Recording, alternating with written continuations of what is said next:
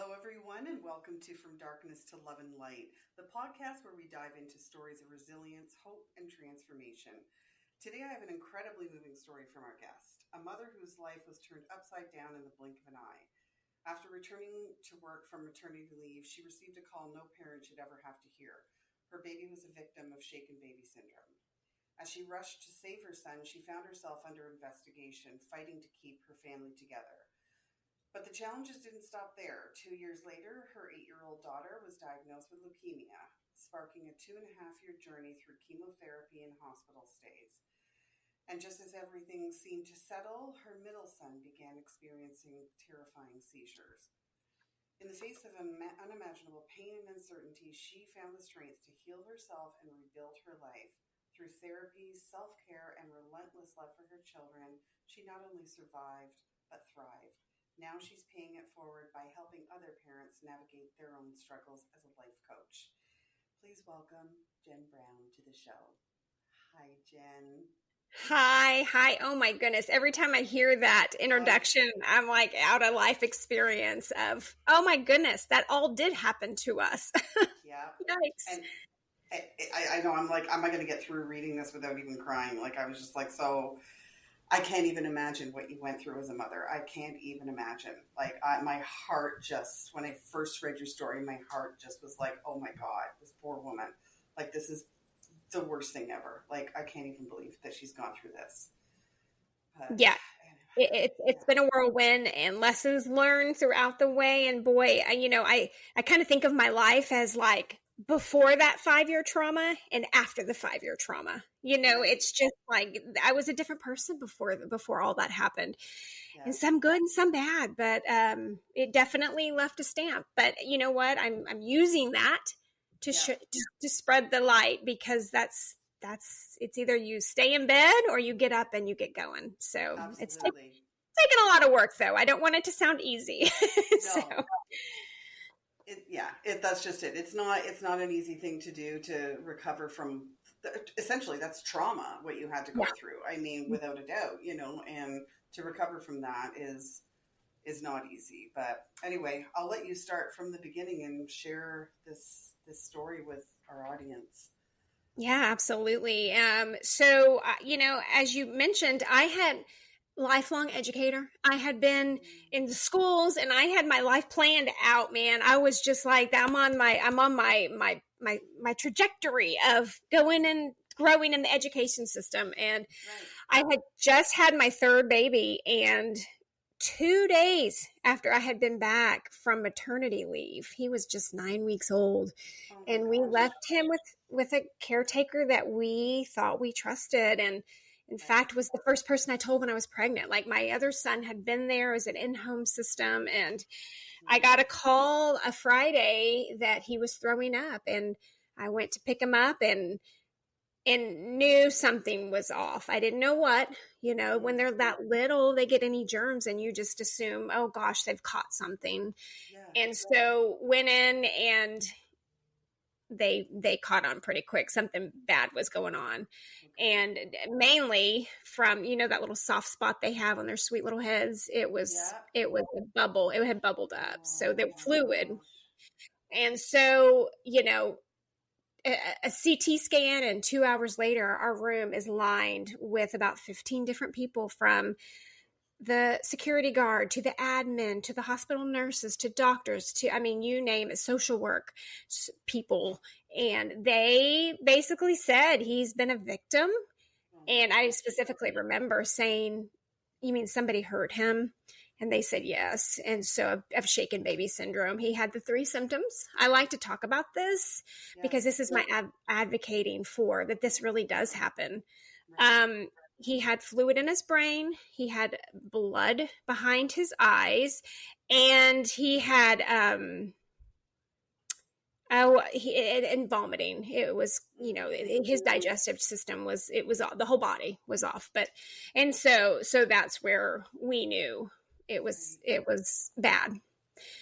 And so we had to travel. They took us to another hospital downtown that was prepared for such things. And I just remember thinking, you've got to talk. You've got to speak. Because I didn't know what was going on. Like, who in the heck did this? Like, it was just a matter of like, they've got to be wrong. Like, this is not right. Yeah. And so he, we arrived at the hospital, and in our room was a police officer and a CPS caseworker they were there on a high alert case. And they were pretty much saying, which one of you hurt your baby, me or my husband? And my husband they really looked at him. I mean, he was, and so then they interviewed my other two kids, and they really, I mean, the nurses treated us as that we were in a jail cell. Like, they just wouldn't really speak to us. And here we are trying to take care of our baby who's going into brain surgery. Right. So, and I'm also on the same day interviewing with the cop and giving him my phone so he could look through all my text messages, which at that point I very specifically remember, yes, take a look, do everything you need to do. Yeah. And so I guess they picked up on that because they felt pretty quickly that we were not as guilty as what they thought other people had shown to be. And so, but we had to have somebody move in with us. We had to have to watch us to make sure that we could, be a safe parents. And we CPS did not think that we were very innocent. They were treating us as though we had hurt and he was sick. I mean, he was, and he had come home, and I had to bring out the public ECI, which is like an early childhood intervention group, to come watch him because they told me he's probably going to be a vegetable. He's not going to be able to do much. And so we had to bring him out, and I quit that day. I had to call my boss and say, well, I'm going to be quitting, right? Like, this is my job now. And, my husband and I were both teachers. So that was a half of a income that was, but that was the least of our worries at this point. But, so he went through a lot of testing, and we lived at the hospital for a long time, just getting him back in, monitor and the swelling that happened. And they put a drain in his skull that took the fluid from his brain, and it went down to his bladder. So he would urinate out all the extra brain fluid, which is actually very amazing that that's how they drained his brain. So that's how they did that. And so, but he made a blessing. I mean, what a miracle that he came through and is now thriving. He's 9 now and just doing amazing. So he is just our little miracle from above. So, oh my gosh, thank God he's okay. Thank God. Yeah. Mm-hmm. But, this is the part that kind of got me was CPS never did. They still were very much thinking we did it, just telling us like, go ahead and just tell us you did it. And we're like, but we didn't. So we ended up going to take a polygraph, and that was a whole other experience. And we did prove our innocence. And then the other people that were involved got lawyers, and we couldn't touch them. So it never did get carried any further. The DA dropped it. And so that's, there was no evidence or proof besides a polygraph that did not go through on the other end. But that's not upheld in the law, a court of law. So that's been something I've really, and still to this day, am working on because I carried that baggage around for a really long time, but it's only hurting me. So that's been very, very trying because there's nothing greater than the mama bear when your baby's hurt. So, but I'm trying to serve in other ways that help make that not so painful.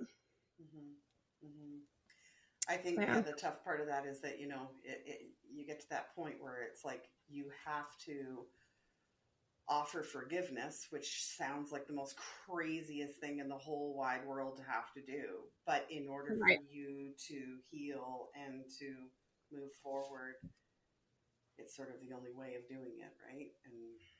And not easy. I would say I'm probably like 75% there. I'm really working on it. But it takes deep work, man. And it's like, you've got to really get in there and, and try to, because what I carried around for years. Well, I'm a bad mom. I'm a terrible mom. I can't keep my baby safe. Oh my God. And so, right. So that's just, that's self-work. But I am a good mom, and I've taken a really good care of him, and he is thriving, and I'm the mom for him. And so it's good to have left that dark space, because it was pretty mean. It was pretty ugly. Yeah. I mean, I understand for the safety of the child, them having to do what they had to do. I get that, but when you're innocent in it, I just can't. That it's so difficult to go through that process. And right. But I mean, I think had it been, like, I don't know, like you need them to do what they're doing. Maybe not the children's CPS or whatever. Maybe didn't need to be as harsh, but I guess they were just doing their job and looking out for the child's best interest. But which is important. But right, yeah, I Right. I just had this whole, it opened such a perspective of like, oh my gosh, like that does happen. But, it was, I never really did fault them for it, as frustrating and as terrible it was, because I get what they're doing. I get it. And, and we heard from the hospital, they're seeing, it's an epidemic. They're seeing it once a week. They're seeing, it's just like kind of an unspoken issue going on, and it's just terrible. So those people giving their lives to support these kiddos that just don't have the availability for support. I applaud them, but it didn't make it any easier. You know what I mean? Exactly. Oh my gosh. Just unbelievable. What did you do, like, in order for you? Well, never mind. There's still more to the story. Let's just go forward. There is more to the story. I know. I'm like, we'll just do this. Do this in sections. So to get him ready to go, and I'm like, all right, I got to get back to a job, right? And so the bills are coming. And so I found a childcare center where I was like, I will mop the floors, but I got to be there. Right? Like I will be there. I will be in the atmosphere. I'm a teacher. This is meant to be. I'll take him. And my mama gut just was so tender and on alert, good or bad it was. And my oldest daughter was just losing weight, and she would lay down in the middle of the day, which just wasn't like her, right? Like she's just going to lay down and take a nap at 1 o'clock in the afternoon. And you're like, what? You're 8. Like, this is not typical. So we had just moved, and I took her in to the doctor, and I said, we're about to move, and I'm going to move pediatricians, but I'm not going to feel right unless we get a clear bill of health. Like I just feel like something's off. Wow. And he was like, yeah, we'll monitor it, take some journal notes. And I was like, well, as much as I would like to do that, and I will, I'm going to need her to have blood work. Like I insisted. It was pretty crazy looking back of like, I know something's wrong, and I'm going to need you to jump on this train with me. And so they called within 24 hours and said, you need to pack your bags. We see things that are these telltale signs for cancer, for leukemia. So we went into Medical City, which is a local hospital, and we took her in, and within 24 hours, she's in a hospital bed on the 6th floor in surgery for her port to start treatment the next day. And so we were back at it. I don't really remember that time. I remember asking a lot of questions, but I mean, it's like I was numb. It was just totally, I had to be present, but I wasn't. So I think I asked a lot of questions. And then I remember I had a friend there sitting next to me, and I said, I need you to take notes. Whatever I say, just write it down, because my hands aren't working. And so we did that, and very scary, very terrible. But on the other side of the coin, she responded to treatment so well, and her numbers were like, when they were supposed to be low, they were low. When they were supposed to be high, they were high. We did not experience anything that felt off track, which I loved that the nurses were like, this is where you want to be. Oh my gosh, thank you. That's, like I just need something to hold on to right now. Yeah. And so that's where I found a bright spot in that whole situation, because those nurses are angels from above. There's something about when you're in a hard space to find the people that serve you so well and almost save you. And that would be the oncologists and the nurses that, man, crazy. And so she, at 2.5 years of treatment, lost her hair, had to stay home from school, and did homeschool with, teachers from the district. And she is thriving. She's doing well. She's a sophomore in high school, and she's in the band, and she's getting involved with cancer treatments and of raising money. And she's an honored hero. I mean, she is just a gift and my big miracle. So, I mean, I know. So yeah, yeah. I just can't believe that. I know. And that was all in like a 4-year period. All that happened. And then 22 days after, here we go for the next round. 22 days after she finished chemo, I remember thinking, like, I don't know what to do with myself. Like, I've had kids that I'm monitoring or looking for brain bleeds or giving chemo to.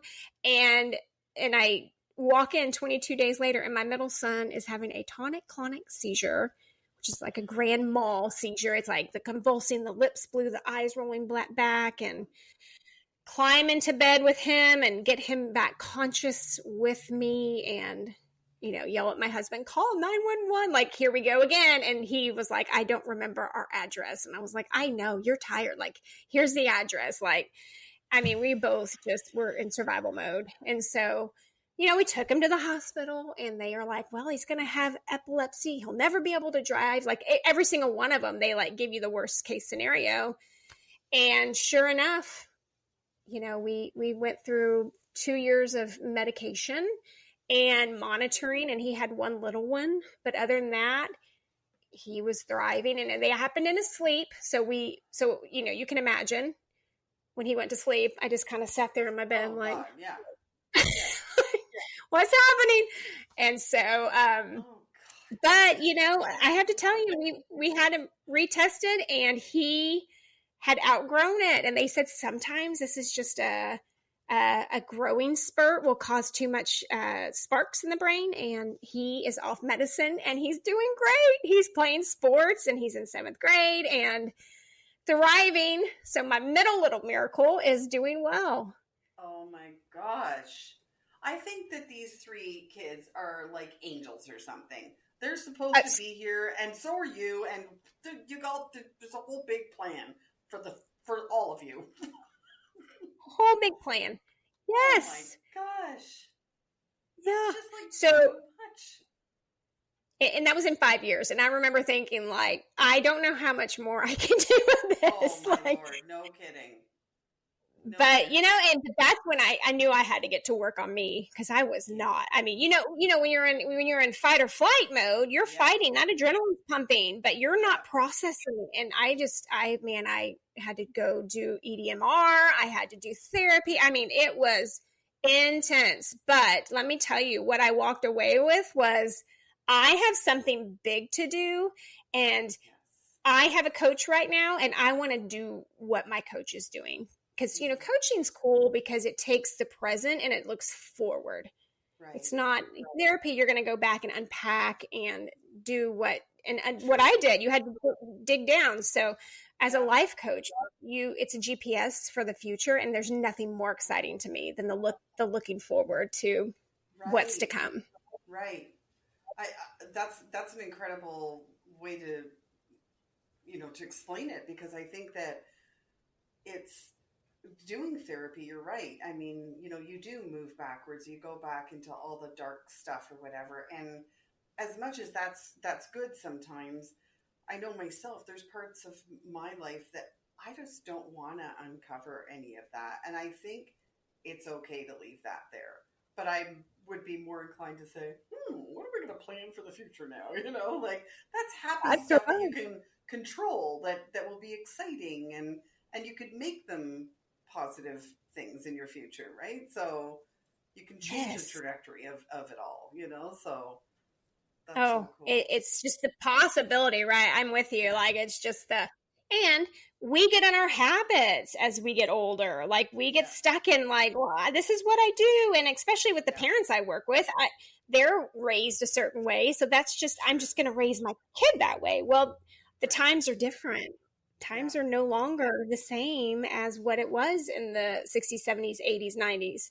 No. And so it's all about, rewiring the brain of like, what does it look like to parent today's kids, and how can I still be a support and not try to hover and take care and make sure that they don't experience pain. And it's really fascinating because it's such a cool generation. I just adore these teens I work with. And the parents. So it's just awesome to be able to see what it looks like and the possibilities of the growth that can happen when you put your mind to it. Yeah, exactly. So what exactly do you do then? Like what do you offer for them, for the kids? So I do. Sorry, is it teens and younger children too? Or is it just teens that you work with? It's really tweens, teens, and young adults. Okay. So it's starting at like 12 usually is what they can kind of maneuver with the coaching. So it's cool because I get to work with them. And so with some teens, I do 1-to-1. And then with some families, I do 1-to-1 because I'm starting to see that it's not a separate thing. It has to do with the parenting communication, and it has to do with the teen shutting down.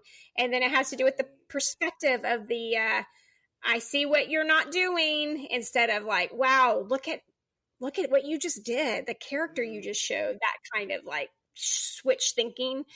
Right. And I do mom groups, which I love because we moms often, or women, don't get a place just to talk and get it out. So it's amazing because I just came from a local group I'm doing here. And I mean, just that felt so good to say that, one of the women said, or I haven't said that out loud. And it's like, yes, like let's get this out and moving. And then you can make that 1% goal. Cause that's how I coach. It's, what are you going to do that's better by 1%? And if you can do that, then you're going to have big growth down the road, and it's not going to cause a lot of friction in your life. It's going to be just these subtle movements. It's going to give you that growth mindset, and it's really productive, and it works because we, as busy people, we're busy. We don't have time to make this huge life altercation because we're already in it. That's right. Yeah, exactly. So taking those little tiny steps is achievable. It's not like so, overwhelming or anything like that. Just like little tiny baby steps kind of thing. That's especially with a teen, because they lose interest so fast. Right. You're like, butterfly. Oh my God. I have a 14-year-old granddaughter, so I tell you, like, she spends a lot of time with us, and sometimes because it's that, generation gap, right? It's like, I'm not her mother, I'm her grandmother. So, I'm a whole different category of parenting that I sometimes look at and go, what the hell am I supposed to do with it? That's right. That's right. Idea. Am I doing her more harm than good? I don't know.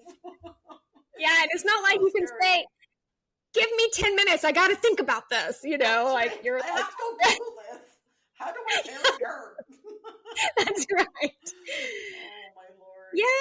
And another platform that I've started doing, which I love, is public speaking. Oh. And which is bizarre because I've come from like communication in college about killed me, like having to stand up in front of a whole classroom. Are you kidding me? Yeah. But I have started speaking to parents and teens, and I'm hooked. So that's something that I'm really working on now because it's so fun. That's cool. So what are you doing? Like, are you going to schools doing it, or? I've talked to school. I've talked to educators. I've talked to local like charity leagues. I just did a thing, a program on Sunday where I talked to about 30 seniors about procrastination. And so just kind of saying, look, it's about time you make this decision to step up, because mom and dad aren't, you're about to get out there, and it's just awesome. Yeah. Wow. It's fun. What? Look at you go. I know. I'm telling you, I'm just like on a playground, an adult playground of the. What else can we do? Oh my God. That's so fantastic. But I love that it's just all like giving back so much and helping, helping people succeed and be healthy in their choices. And oh, it's so good. It's just so good. It was definitely meant for you to do this. Unfortunately, you had to suffer through so much stuff, but you wouldn't be here today, right? Had that not been, your story kind of thing, right? Like, I know. Like, yeah, absolutely. Yeah. It's crazy. So I just have to look at it as this was that deck of cards I was given, and what can we do with this deck? And that can feel hard sometimes. And I was not like that for a long time. I sure did, stay in that victim mode of like, the world is picking on me and my children. Like, how are you going to pick on my children? Right. But when you can process and zoom out and see, well, it doesn't have to be this way. And so that's my overall like message is, whatever, we're all going through hard things. Life can get hard it gets hard for everybody. Yep. So what's next? What is going to be the right fit for you, and to follow that hard thing? Because as a life coach, I understand. So we live in our comfort zone. This is like our cave, I call it. And when we step out of that comfort zone, that's when our negative thoughts start kicking in. Yeah. Oh, you can't do that. You're not going to be good enough. Nobody's going to listen to you. Why would they listen to you? Well, it's not ourselves being mean to ourselves. We're trying to keep ourselves safe. Right. It's a protective way to keep us from stepping out and getting embarrassed and getting ashamed of what we're doing or failing. And you just have to tell that voice to take a hike. I have big things to do. And if it doesn't work out, it's going to be okay, because I'm going to learn from it. That's right. So that I've had to meet that negative voice in my head and send it on its way, because it really wants to come out. But people often don't understand that that's why they're thinking those things. It's just to say, it's like a protection. Like, I appreciate it, but I'm okay. That's so true. It's so true, right? But I mean, it's just, you can do so much. Just believe in yourself. You have the strength to do this. Don't allow yourself that negative self-talk. Like, it's like when I started this podcast, I'm like, who the heck am I to start a podcast? Like, what am I doing? I don't even know anything about any of this. And I'm like, well, why not? I like you, had a shitty 5 years. I had cancer. I lost my son.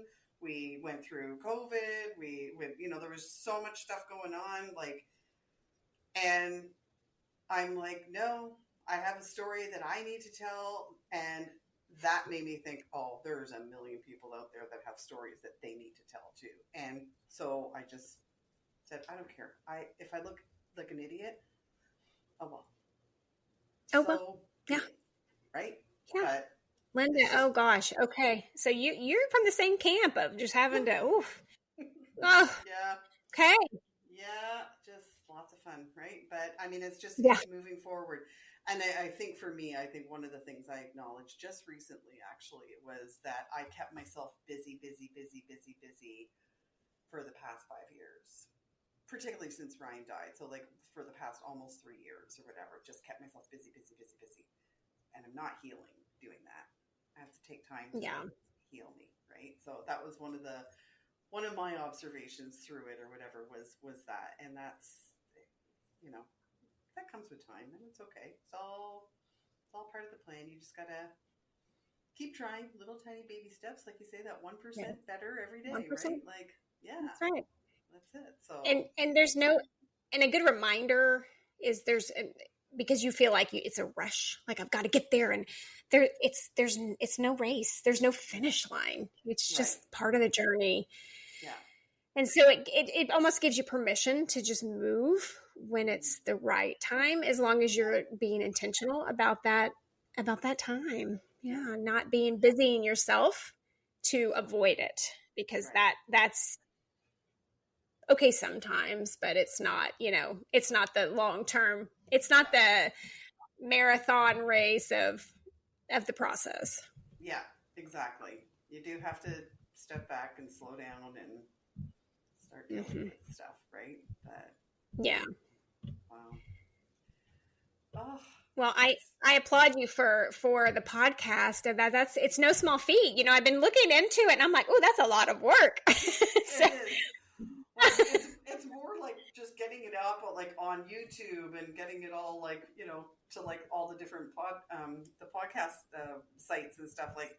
uh-huh. And then yeah, it's just it does take a while. Whenever I said that earlier, I was because I'm releasing one on Saturday, and I just got all the stuff organized for it, and I went, "Geez, this is a lot of work," but That's I a love it. lot of But I love it. good, Like good. now I understand that a WAV file is actually called a WAV file, and just all these little things that I had no idea of before.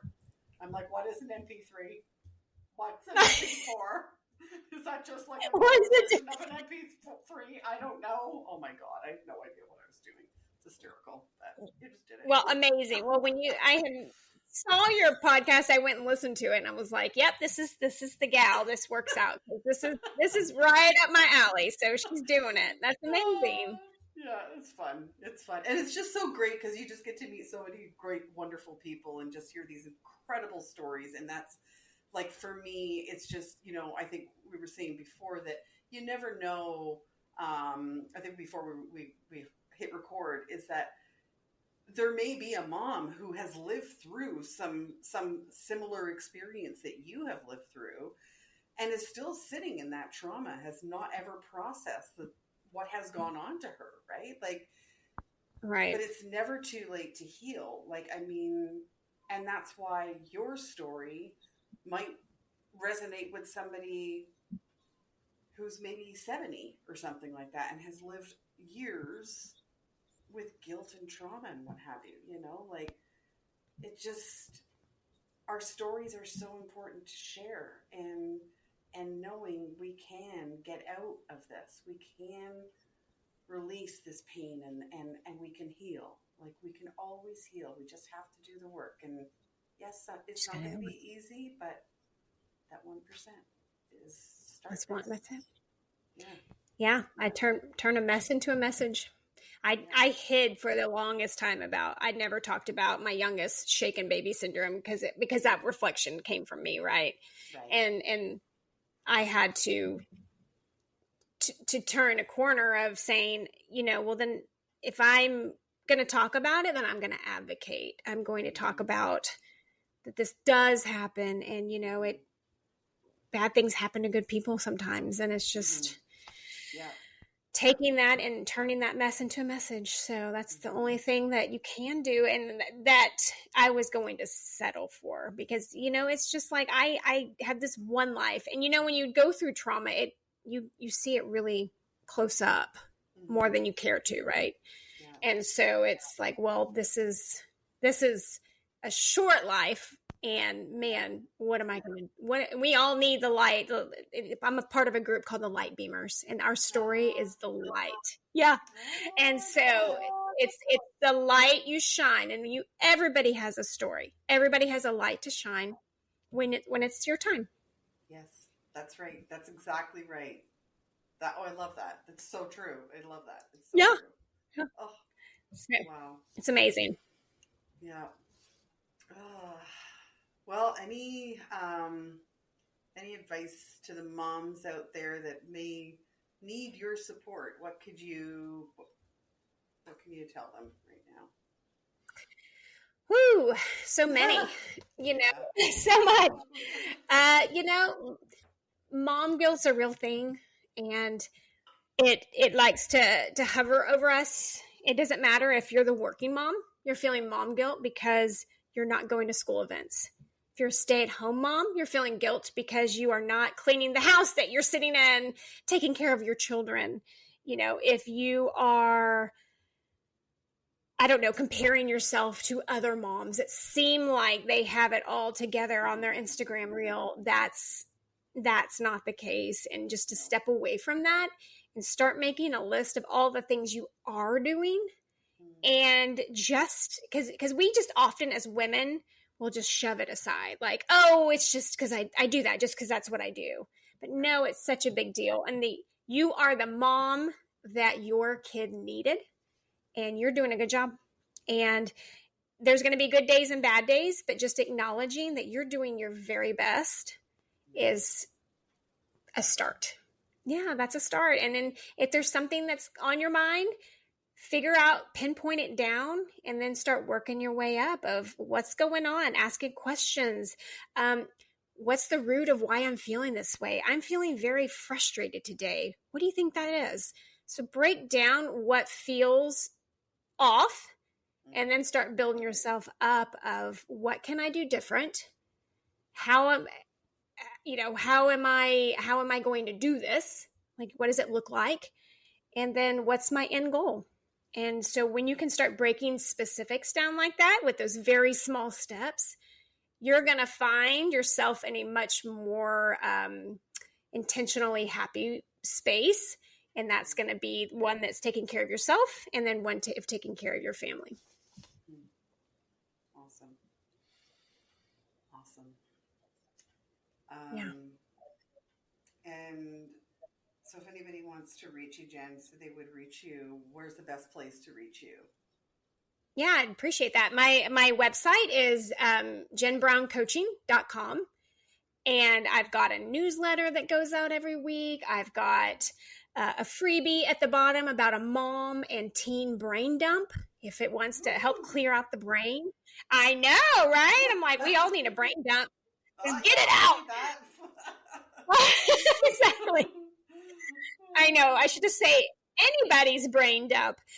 Yeah. So yeah, I would love for just come in my world, and those are my social links are on there, and I do a lot of quick reels and stuff because I feel like it's almost like just a quick intake of like, hey, you're doing it, you're doing a good job, and very like full of light beamer, right? Like light shining, because sometimes there's a lot of hard things on the internet, and so I like to be a positive reminder that what you're doing is a big deal.